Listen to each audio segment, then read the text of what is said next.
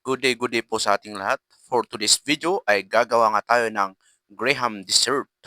At itong mga kailangan natin, Graham crackers, all-purpose cream, Durin condensed mangga, at una nga natin ginawa ay pinaghalo natin yung all-purpose cream at condensed.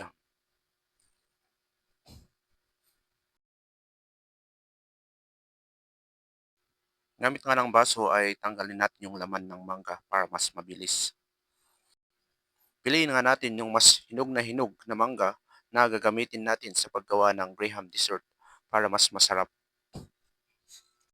Pagkatapos nga natin na-prepare lahat yung mga sangkap na gagamitin, ay una ilagay natin yung pinaghalo nating all-purpose cream at condensed sa malinis na container. Yun yung unang ilalagay natin bago natin ilagay yung crackers, Graham crackers.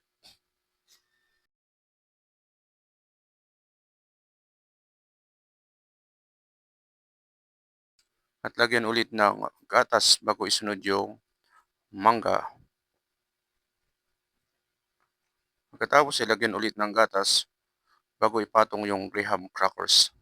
Sunod-sunod na yan hanggang sa 4 na patong.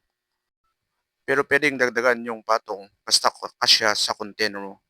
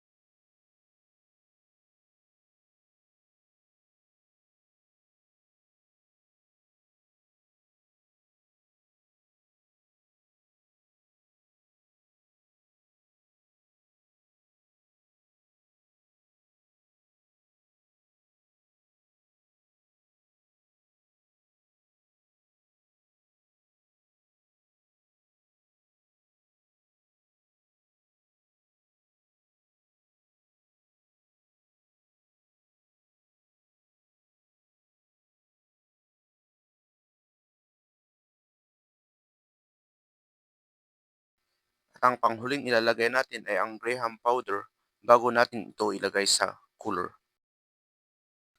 At pagkatapos ng ilang oras na paghihintay, ay kainan na. Let's go! Ito yung pagkain na tingin pa lang maglalaway ka na.